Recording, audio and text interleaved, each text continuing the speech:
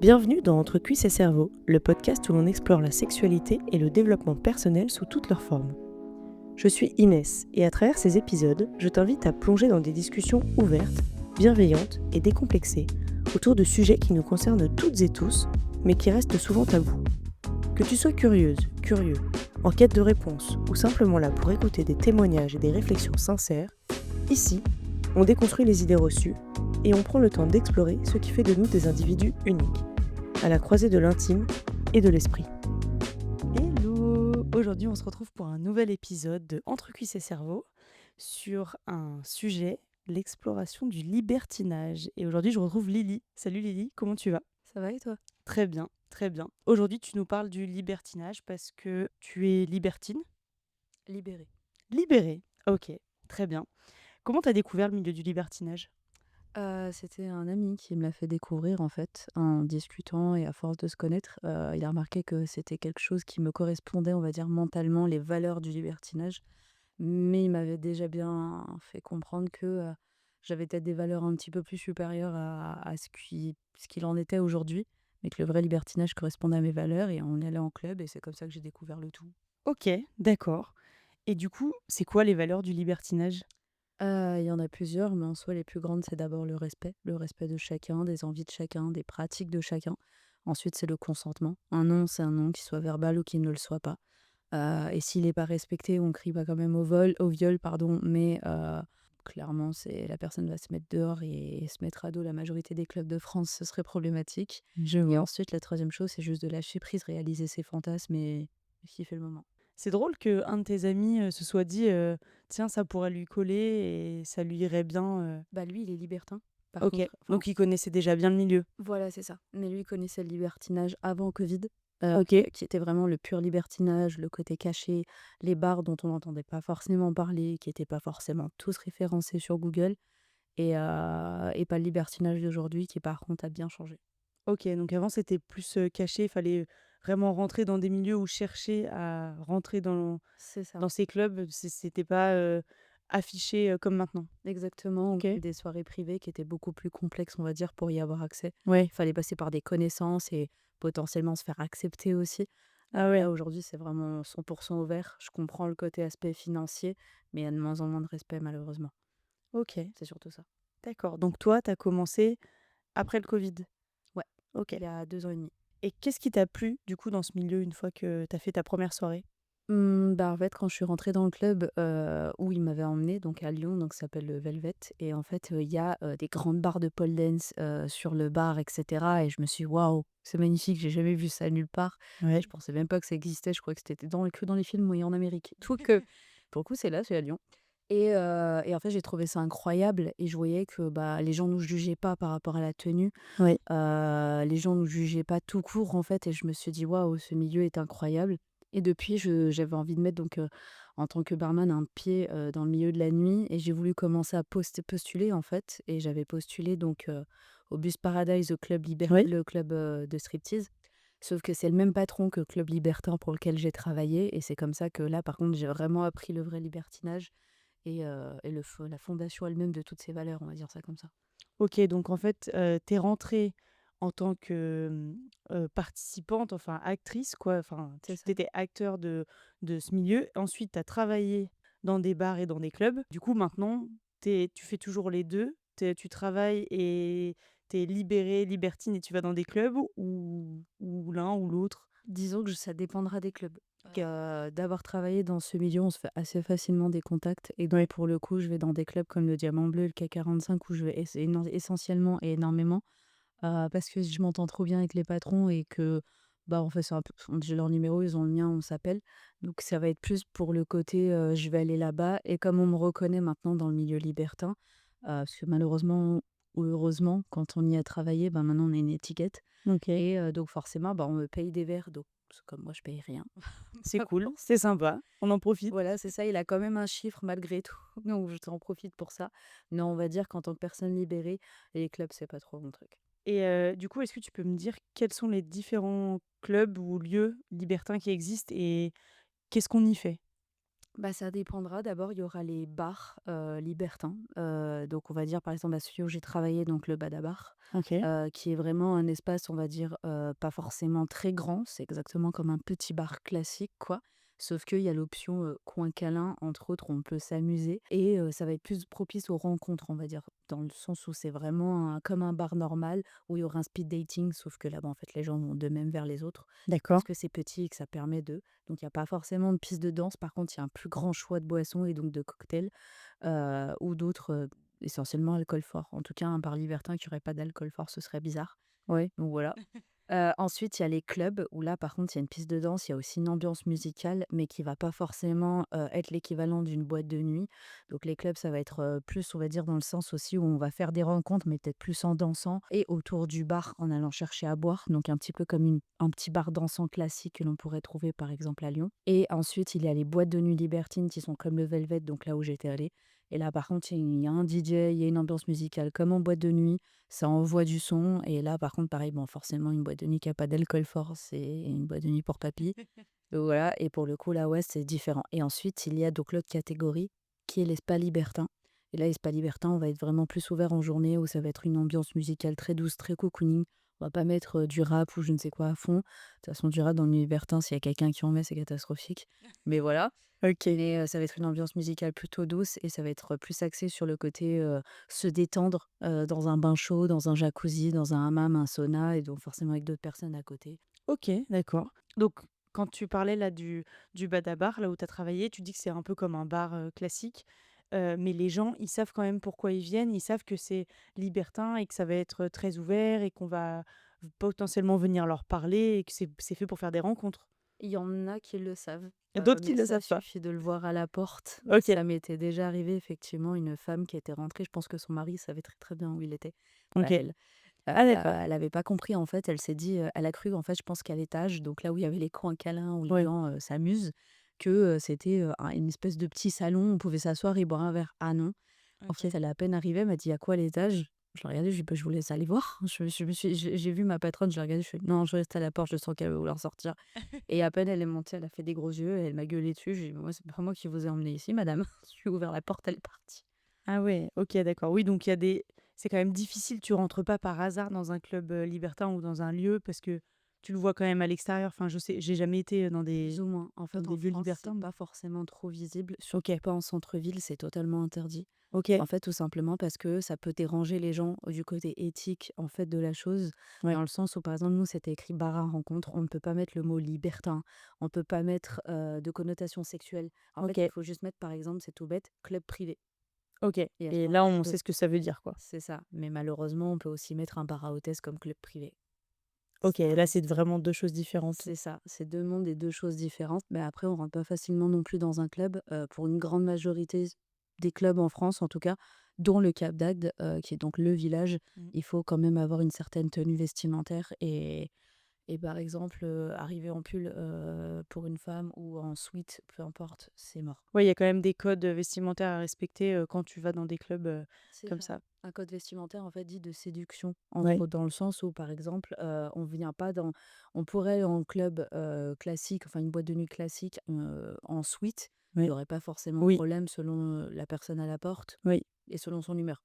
Dans un club libertin, que ce soit un homme ou une femme, peu importe, c'est mort. c'est pas possible. Mais parce que c'est pas côté séduction. En fait, on Oui, va chercher le côté séduction un petit peu qu'on peut voir dans les films ou ouais, en général, où une femme va être plus séduisante, par exemple, soit avec un joli tailleur et des talons ou avec une jolie robe. Un homme va être plus séduisant en chemise ou oui. avec un petit col roulé, et cetera.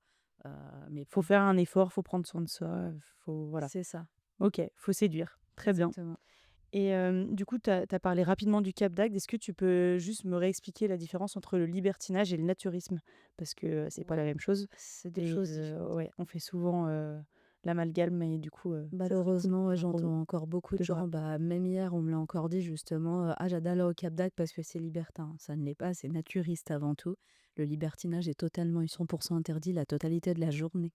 OK. Tout simplement parce qu'en fait, être naturiste, c'est le plaisir, de vouloir être nu dans un espace public, Mmh. juste parce qu'on se sent bien comme ça ou tout simplement parce que pour certains, bah, les vêtements, c'est un petit peu le poids de la journée et du travail. Donc OK. le soir, on se libère de ça. Par exemple, je donne un exemple pour ceux qui vivraient par là-bas. Mais malheureusement pas autorisé de partout parce que ça reste de l'exhibition dans le monde Ouais. normal. Donc voilà, et le libertinage, c'est vraiment le côté état d'esprit 100 libéré sexuellement dans la vie en général, dans le sens où, par exemple, un homme ne sera pas dérangé de partager sa femme et vice versa, OK. et cetera. Alors qu'un naturiste, il aime juste être nu, quoi. Oui. Voilà, c'est tout. Sinon, il aime pas forcément partager sa femme. Non, pas du tout. OK. Mais au Cap d'Agde, on est d'accord qu'on retrouve quand même des clubs libertins, Exactement. mais comme on en retrouve, à Lyon, à Paris et ailleurs, quoi. C'est ça, c'est juste qu'ils sont un peu plus réputés parce que contrairement à Lyon où par exemple on va avoir 3 clubs, 2 bars, 2 boîtes de nuit, je donne un exemple, Ouais. là-bas ça va être, il y a 2 boîtes de nuit mais les 2 sont totalement et 100 différentes. Une n'accepte pas d'hommes seuls à moins de payer 150 € l'entrée, l'autre les accepte plus facilement à 30-40 € l'entrée, je donne un exemple. OK. Après il y aura la boîte, donc ça c'est 2 boîtes de nuit, il y en a que 2. Il y a un seul bar de plage mais soi-disant un autre qui ouvre cet été, Ah, à voir lequel de la c'est. nouveauté. Donc, il y a toujours de la nouveauté, chaque année ça bouge. C'est ça aussi qui est beau. Par contre, effectivement, il y a du libertinage en journée, mais uniquement à huis clos et ce sera dans des lieux, comme par exemple le Glamour Beach en pool party. OK. Mais sinon, C'est privé, c'est c'est sur ça. réservation, Pas forcément sur faut réservation, mais payer une pour entrée entrer et prédonnée, ouais. ouais et puis c'est pas, sur la plage ouvert à tout le monde peut te voir, quoi. C'est Alors du fermé coup, comme il y une a une plage plage comme privée? ça, OK. qui s'appelle la baie des Cochons. OK. Et c'est assez bizarre l'endroit où elle est positionnée, parce qu'en fait, il y a ce que l'on appelle les moldus, donc les gens habillés. OK. Donc en Trop fait, il y a drôle. la plage des gens habillés, il y a juste quelques petites bouées et puis là, il y a la baie des cochons. Donc en fait, c'est-à-dire que les gens normaux dans la plage habillée peuvent voir des gens en train de se faire baiser dans la plage d'à côté. C'est D'accord. pas Sans rien qui les sépare à part 3 petites bouées, quoi. c'est ça, et juste après, à Mmh. droite, quand on continue, c'est la plage familiale. Ça va qu'il y a un trou entre les 2, Ouais. mais quand même, le trou, enfin moi, je voyais les gens habillés, donc je pars du principe qu'ils nous voient. Oui. Donc voilà, et après plus loin, c'est la plage familiale parce que justement les c'est pour ça que Libertinage est vraiment fermé la journée et que les gens ne sortent pas avec leurs enfants du camping la nuit. En fait, les enfants n'ont pas le droit d'être ailleurs que dans le camping. C'est OK. totalement interdit d'être ailleurs, tout simplement parce qu'en fait, ils veulent pas non plus empêcher, le côté libertin la nuit, Oui. des clubs, Ouais. juste parce que madame a décidé d'aller manger, à un restaurant qui est génial qui s'appelle la Bohémia, alors qu'il y en a une qui est à côté habillée avec des cache-tétons, enfin Ouais. voilà. Oui, faudrait pas risquer de choquer des enfants non plus, Qui va demander à sa mère pourquoi ça grelotte? Non. ouais. Ouais. Du coup, qu'est-ce qu'on retrouve comme, comme pratique dans les clubs libertins? Enfin, je sais pas si ma question elle est bien posée, mais, en gros, dans le bar au Badabar, par exemple, Mmh. tu dis qu'il y a un espace, coquin, donc les gens, ils y vont si ça leur donne envie et est-ce que, c'est surveillé? Est-ce que, toi, par exemple, qui y travaillais, tu allais jeter un coup d'œil de temps en temps? Est-ce que les gens, ils sont totalement libres de faire ce qu'ils veulent? Ça Hem, dépendra des pratiques. En fait, on peut pas interdire dans le club, peu importe la pratique, que ce soit du plus simple, donc qui partirait par exemple du voyeurisme, juste le plaisir de regarder les gens en fait s'amuser, à du euro scato, qui là est vraiment quelque chose d'assez glauque, même si certains aiment ça, mais pour une toute petite minorité. On peut pas forcément l'interdire. Mais on peut leur faire comprendre que c'est pas forcément le bienvenu. c'est pas forcément le bienvenu dans le sens où c'est pas un club qui est pour, alors je suis pas sûre de ce que je vais dire, mais je crois avoir vu il y a un an qu'il y avait un club Euro Escato à Lyon, mais qui est planqué que je ne sais trop où dans Hôtel de Ville et j'ai pas trop envie de savoir. OK. Mais voilà. Donc voilà, il y a quand même des lieux qui sont, faits pour certaines pratiques. C'est ça. Normalement, tu peux «tout faire» entre guillemets, mais il y a des clubs, là, comme tu dis, peut-être celui-ci, C'est qui ça. est un peu caché et qui est spécifique, pour des gens qui recherchent certaines choses comme Effectivement. Il y OK. a juste à la limite une seule pratique qui là par contre ne sera pas faisable dans beaucoup de clubs, ce qui n'était pas forcément le cas au Badabar. C'était par exemple le BDSM, parce que par OK. exemple c'était en termes de hauteur sous plafond pas très grand, donc mettre Ouais. une croix en fait c'était compliqué. Ouais. Jouer avec des grands fouets c'était compliqué. Donc en fait les jeux d'impact étaient extrêmement dangereux dans le sens où l'endroit était petit et même moi Ouais, par c'était exemple, pas fait pour, quoi. voilà c'est ça, même en allant à la porte j'aurais pu me prendre un coup de fouet alors que non, faut OK. pas me toucher. Donc voilà. Oui, il y a des clubs qui sont faits pour, où il y a des salles, faites pour, où c'est C'est grand, il ça. y a de l'espace et Et à la limite des clubs à Lyon où il y a un grand espace comme ça, je n'en connais pas. Il y a juste un seul endroit à Lyon où il y a une croix de Saint-André justement et c'est au quai 45. Il OK. y a nulle part ailleurs. Enfin si, une au Diamant Bleu, mais les coins câlins n'étant pas très grands, les gens l'utilisent pas. OK. Donc ce serait plus au quai 45 et encore le jeu d'impact n'est pas possible parce que c'est limite collé à un mur, on met 2 personnes, il y a plus de place, donc ça reste compliqué. Mais OK. sinon effectivement, c'est à 30 minutes de Lyon et c'est en soirée privée, chez MZL. C'est une personne qui est extrêmement connue sur Lyon et OK. pour le coup, lui par contre, il a carrément tout un donjon BDSM. Il y a un mur avec plein de colliers, un autre mur avec plein de fouets, Et ça, c'est un lieu privé? C'est à lui, ça lui soirée appart privée, ça lui exactement. appartient et c'est lui qui organise ses soirées quand C'est ça, quand il a envie, quoi? C'est pas exactement. un club, Non, donc il invite, les personnes, qu'il a envie d'inviter, donc son réseau et c'est ses ça, contacts? 200 OK, contacts et à chaque fois, il dit bien ses contacts selon la soirée, n'hésitez pas à inviter les autres. Après tout, faut toujours connaître le lieu et voilà. OK, trop bien. Et donc toi, tu as déjà été dans une de ces soirées, J'ai travaillé en tant que barman à l'anniversaire d'un ami, OK, pour le coup, là-bas et on m'avait toujours parlé de son donjon et moi je savais pas du tout qui était MZL et à un moment donné, il est venu me parler, parce que c'était une soirée anniversaire viking avec sa grosse corne là, viking et ouais, il m'a dit: «Serre-moi dedans». J'ai regardé: «C'est qui lui?» En fait, c'était propriétaire OK, des lieux et pour le coup, il m'a expliqué tout ce qu'il avait fait et cetera et il est même, photographe et un très, très bon photographe. OK, Donc lui, il touche à tout et c'est un amour. Une personne incroyable et c'est comme ça que j'ai connu le lieu et après j'y suis retournée parce qu'il m'avait invitée à une soirée gangbang. J'avais été très claire sur le fait que personne me touche, donc je suis venue un peu avec mon garde du corps personnel ouais. et je suis restée assise sur le canapé.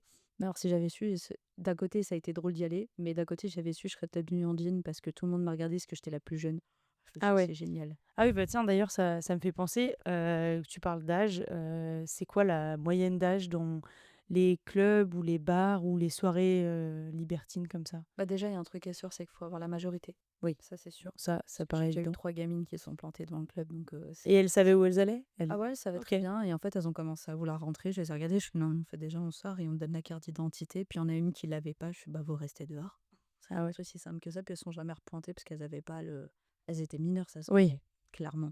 Mais pour le coup, la moyenne d'âge, ça dépendra des clubs. Par exemple, au Badabar, c'était à peu près, on va dire, minimum, 25 ans, oui, jusqu'à environ 55 ans.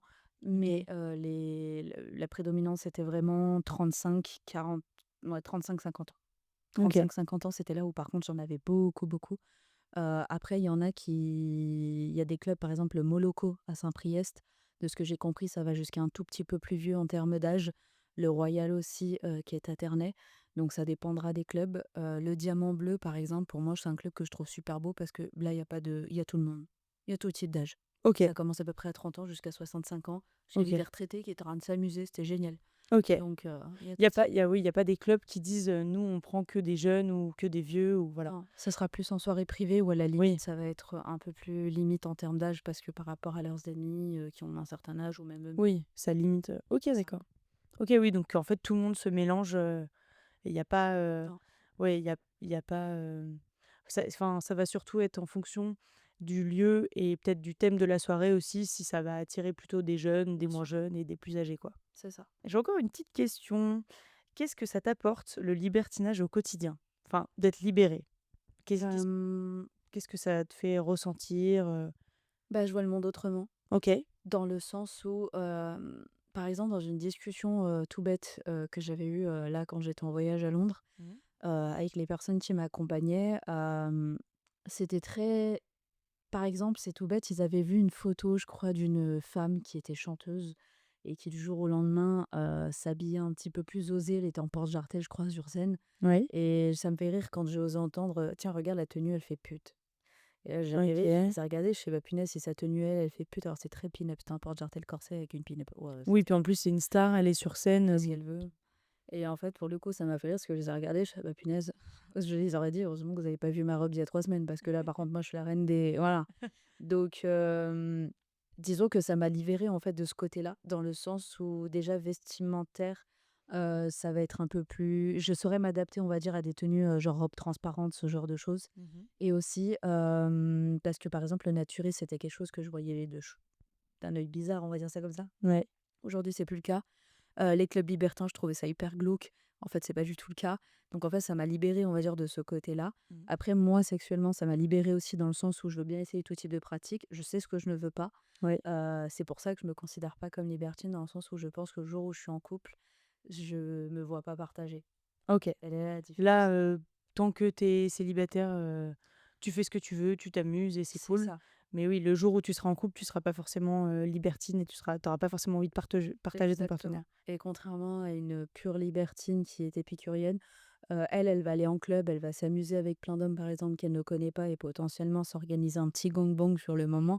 Ouais. Ah moi, c'est mort, j'y arrive pas. OK. Il faut que je connaisse la personne, il faut que je lui ai parlé, il faut que et il se passera rien le soir même. OK.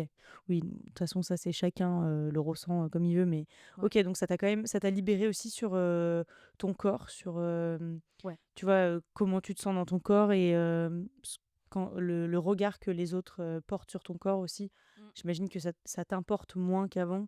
Tu es peut-être moins complexée, parce que tu dis que totalement. tu es OK pour porter des robes transparentes ou des tenues, hyper, Ouais. voilà, qui peuvent montrer beaucoup de peau. Bah, en fait, il y aura quand même toujours du jugement malheureusement parce qu'on Oui, reste l'être ça humain. ouais. Mais moi, de toute façon, même en dehors du libertinage et bien avant, ce que les gens pensaient de moi, m'en Tu en avais foutais. rien à faire, Ouais, c'est ça. Mmh. Par contre, j'allais être un petit peu plus gênée si je portais ce type de vêtements dans une soirée. Et Oui. pourtant, j'avais déjà une robe, que j'avais achetée il y a 10 ans, j'avais jamais mise. Oui, mais parce que tu étais pas dans le bon type de soirée. C'est ça exactement. Bah, Et oui. en fait, ça m'a disons, je pense qu'en termes de confiance en soi, par contre, Ouais. ça la booste énormément OK. dans le sens où, en fait, on s'apprête, on prend du temps, on se fait jolie, mais on se fait surtout sexy avant de sortir. Ouais. Et je pense qu'en fait, c'est peut-être bête, mais ça booste la confiance en soi. Et pareil, par exemple, pour un mec, j'en sais rien, qui travaille en bleu de travail toute la journée, qui va mettre une jolie chemise, une jolie montre le soir, bah, comme il sait qu'il va sûrement aller au restaurant avec sa femme et puis derrière, ils vont en club, bah, d'un côté, il est dans cette idée de je vais séduire et le regard qu'on va porter sur moi, il va être différent. Ouais. C'est, je pense que pour certains, ça peut faire du bien. Après, le regard sur les autres, effectivement, pour beaucoup, ça peut être très bénéfique, ouais. De se OK. dire, il y a un certain charme. Après, malheureusement, pour avoir travaillé 1 an et demi en club, ah, il y en a, ils ont pas encore compris le concept, des tenues. Ah! Après, il y a des gens pour qui ça importe peu et tu vois, qui savent pas ou Bah, c'est qui ça s'en qui fichent, est quoi. drôle, c'est qu'en fait, on dirait que ça leur importe peu dans la façon de s'habiller, Mmh. mais après ils venaient me parler et ils osaient me dire: «Je comprends pas, personne m'approche». Mmh. Ouais. Bah, c'est là qu'il fallait leur donner des petits conseils, quoi. Ouais, mais Fallait les malheureusement, en aider. fait, on peut pas vraiment donc parce que ça voudrait dire: «Tu es mal habillée, tu es moche», quoi, donc je me suis dit: «Non, Il faut être viens». plus subtil que ça. Ah, je sais, mais j'ai du mal. Et du coup, il y a aussi bien des couples, mais aussi bien des personnes, célibataires qui vont dans des clubs. Tu es pas obligé de venir, à 2 ou à 3. Exactement. C'est OK. vrai que la majorité des gens pensent en fait que le libertinage, c'est forcément que pour les couples. Ouais. Après, moi, j'ai mon avis là-dessus dans le sens où je trouve que la majorité des gens qui sont un fléau dans le libertinage, ce sont les couples, justement. OK. Après, je dis pas ça dans le sens où je suis seule, mais plus l'expérience d'être derrière le comptoir et d'observer les gens faire. C'est plutôt la même chose. OK. Dans le sens où il y aura des hommes seuls. Et dans les hommes seuls, il y a 2 catégories. C'est ce que j'expliquais, en fait, à mes petits débutants libertins. Ouais. En fait, il y a la catégorie: «Je suis un chien, je suis juste là pour baiser et puis c'est comme ça et pas autrement, que tu sois d'accord ou que tu le sois pas». Et OK. il y aura l'homme qui va être là: «Est-ce que tu voulais boire un verre? Ah non, OK, il y a pas de problème. Ah, si jamais je suis quelque part par là, c'est juste que je m'ennuyais, je voulais parler avec quelqu'un». OK. Être un bon libertin. Pour une femme seule, ça va être pareil. Souvent les gens pensent que les hommes seuls sont le gros problème du libertinage. J'ai dégagé 15 femmes contre 3 hommes en 1 an et demi. Bon, quand même, je OK. pense que Des c'est femmes qui étaient un peu trop insistantes? insupportable. OK. C'est insupportable.